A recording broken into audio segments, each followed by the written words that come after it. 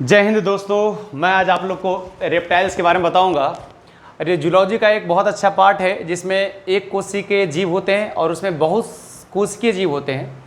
तो जो बहुकोशिकीय जीव होते हैं उसके बारे में हमने बहुत सारे बारे में चर्चा करा। सबसे पेरिफोरा हुआ, इकाइनोडर्मेटा हुआ, ऑर्थोपोडा हुआ और सिलेंडेटा हुआ, निडारिया हुआ। उसमें से एक कॉर्डेटा संघ है जिसमें हम इंसान भी कॉर्डेटा संघ में आते हैं। जैसे पूरे वर्ल्ड में ना 87 लाख योनि है और 87 लाख योनि में 67 लाख योनि पृथ्वी पर है। बाकी के बाकी 25 लाख जो उसके बाकी जो 22 लाख योनि है वो समुद्र के नीचे है। कहा जाता है समुद्र में सिर्फ 5% भाग हमने जीव को खोज पाए हैं। तो सब मिला के पूरे पृथ्वी पर 87 लाख योनि है। तो 87 लाख योनि में जो एक योनि आता है जिस योनि का नाम होता है रेप्टाइल्स, जो कॉर्डेटा संघ के अंतर्गत में था। हम इंसान भी कॉर्डेटा के संघ के अंतर्गत में आते हैं। तो रेप्टाइल्स के बारे में हम पढ़ेंगे। इसके बारे में ऐसा कहा जाता है ये जो रेप्टाइल्स हैं ये सबसे पहले मीसोजोइक युग में आए थे। रेप्टाइल्स जितने भी मतलब इस पृथ्वी पर आए, जैसे डायनासोर मेसोजोइक युग में आए, जैसे लिजार्ड हो गया, स्नेक हो गया, क्रोकोडाइल हो गया, टॉर्टोइज हो गया, सब के सब बालक जो प्रजाति हैं सब मेसोजोइक युग में आए। तो रेप्टाइल्स क्या काम करता है, इसके अंतर्गत में क्या आता है, उसके बारे में जानकारी क्या होता है, आम जिंदगी में हमें जानकारी क्या होता है, तो उसके बारे में मैं आपको आज कुछ बताने का प्रयास करूंगा। सबसे पहले जो रेप्टाइल्स होते हैं वो रेप्टाइल्स सबसे पहले वो जलीय होते हैं।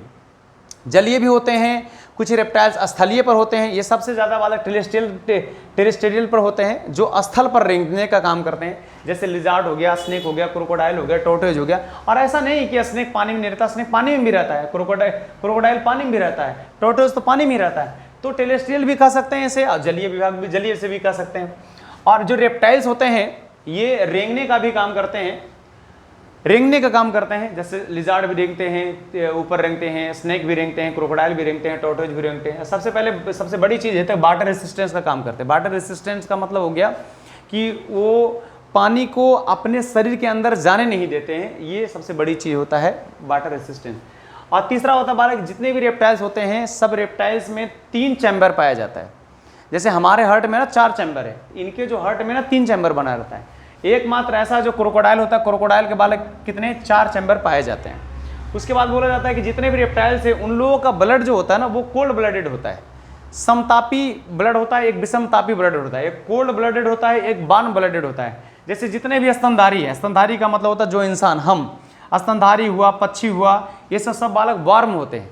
जैसे कहीं भी अगर ये जाएँ समुद्र, ये कितने भी ऊंचाई पर उड़ लें, घर में बैठ जाए, कहीं भी बैठ जाए, तो हमारे शरीर का तापमान हमेशा 37 डिग्री सेल्सियस ही होगा।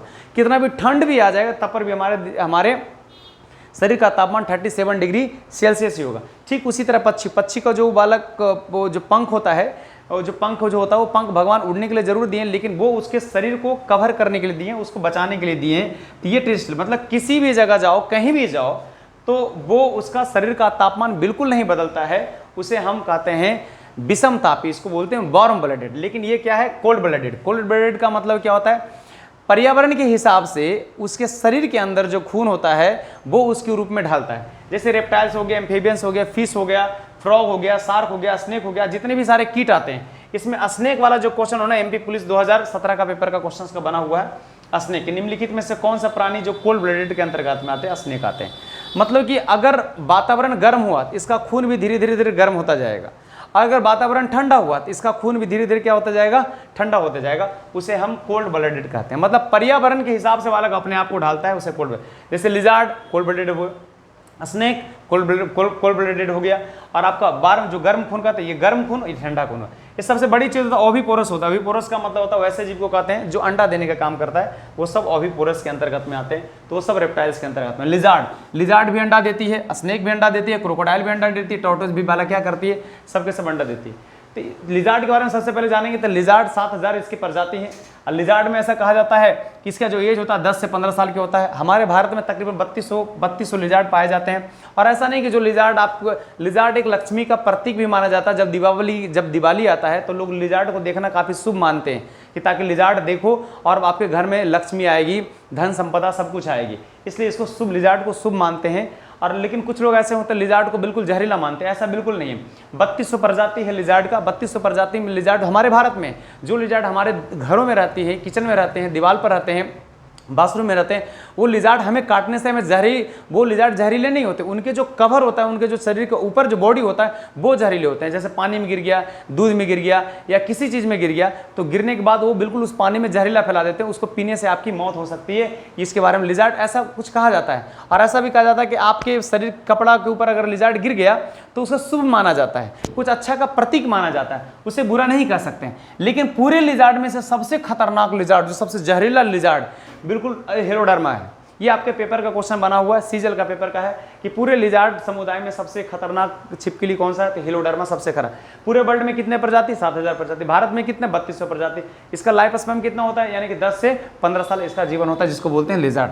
दूसरा बोलते हैं स्नैक। स्नैक के बारे में ऐसा कहा जाता है पूरे वर्ल्ड में तकरीबन 5 से 6000 तरह की प्रजाति उसका सांप होता है। कुछ जल में होते हैं, कुछ स्थल पर होते हैं। इसका जो जीवन होता है बालक 15 से 20 साल का होता है। और इसमें सबसे खतरनाक स्नैक होता है, सबसे खतरनाक, जिसको अगर काट लिया जाए तो मुश्किल से 5 मिनट में अगर उसका ट्रीटमेंट नहीं हुआ या 10 मिनट में उसका ट्रीटमेंट नहीं हुआ तो पूरे शरीर में बालक उसका जहर फैल जाता है। उसको हम बोलते हैं कोबरा। कोबरा बहुत तरह के होते हैं, एक किंग कोबरा उसमें से, इसके बारे में कहा जाता है ये सिर्फ स्पेशल के स्पेशल, ये सिर्फ मांसाहारी, किंग कोबरा मांसाहारी ही होता है। ये कहा जाता है कि नीचे जमीन से वो 2 मीटर ऊपर उड़ जाता है, यानी कि 2 मीटर का मतलब हो गया 6 फीट वो ऊपर उड़ जाता है। और अगर आप इसे डंडा से मारने के लिए जाइएगा तो ये बालक सीधा तन करके खड़ा हो जाएगा, जिसको बोलते हैं किंग कोबरा। ये किसी से डरता नहीं है, इसका भोजन कोबरा ही होता है। कोबरा के बहुत सारे वैरायटी होते हैं, कोबरा का खाता है, छोटे छोटे सांपों का खाता है, कीटों का खाता है, बच्चों का खाता है, चूहा का, सब कुछ खा जाता है जी किंग कोबरा। आपके गांव समाज में जो देखते होंगे बालक कोबरा, वो होता है चश्माधारी कोबरा। कौन सा होता है, चश्माधारी कोबरा होता है। पीछे त्रिशूल जैसा, बीच में त्रिशूल जैसा बना हुआ रहता है, पीछे यू जैसा करते रहता है, उसको चश्माधारी। ये सबसे ज़्यादा, ये भी खतरनाक ही होता है। पूरे दुनिया में सबसे पूरे दुनिया में, ये तो भारत की बात हुआ, पूरे दुनिया में सबसे खतरनाक सांप होता है ताइपन। और दूसरा होता है बालक कौन, ब्लैक माम्बा। कौन सा होता है, ब्लैक माम्बा। इसके बारे में ऐसा कहा जाता है ये अभी तक तकरीबन 2,50,000 से ज़्यादा चूहों को खा नहीं चुकी है बालक। इसके विष से लोग मर चुके हैं, 100 से ज़्यादा लोग इसके बीच से मर चुके हैं। ये खास करके ज़्यादातर जो पाया जाता है वो अफ्रीका के जंगलों में पाया जाता है, जिसको बोलते हैं ब्लैक माम्बा। पूरे दुनिया का सबसे जहरीला सांप ताइपन। भारत का सबसे जहरीला सांप बालक कौन, किंग कोबरा। कितना साल लाइफ स्पैन, 15 से 20 साल होता है।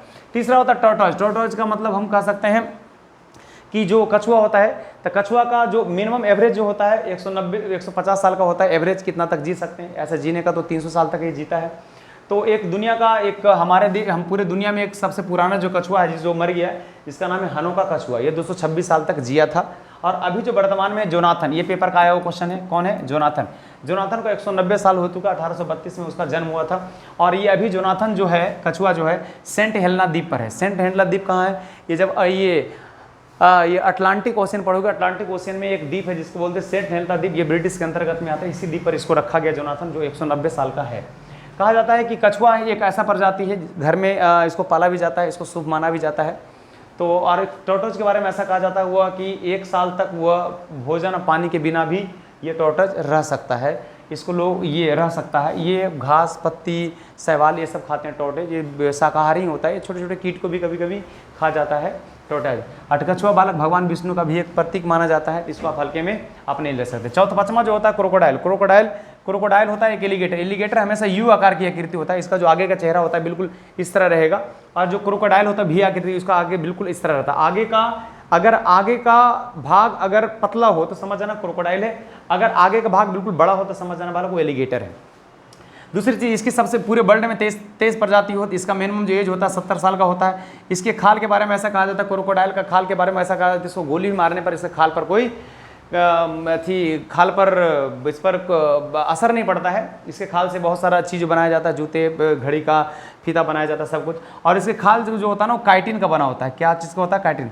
हमारा शरीर वाला कार्बोहाइड्रेट का इसका बना होता है। अगर हम पानी में इसको रखें तो ये पिघल जाएगा, ये पानी में घुल जाएगा, लेकिन इसका खाल पानी में घुलता नहीं है। ये 5 से 7 फीट के पाए जाते हैं। ये 1000 kg का होता है, 900 kg उसका वजन होता है। किसी का 900 kg, किसी का 800 kg, किसी का 1000 kg वजन होता है। ये कहा जाता है कि 2 मिनट में सिर्फ एक बार सांस लेता है। 2 मिनट में क्या करता है, एक बार सांस लेता है। ये क्रोकोडाइल भी अंडे देते हैं। और कहा जाता है कि जब अंडे से कुछ क्रोकोडाइल ऐसे होते हैं जब बड़े होते हैं तो बड़े होते होते बालक को 90% क्रोकोडाइल बालक वो मर जाते हैं। तो इसके बारे में थोड़ा सा आपको जानकारी दे पाया। इसको बोलते हैं रेप्टाइल्स। और धीरे धीरे मैं वीडियो करके और लाता रहूँगा। जय हिंद, जय भारत।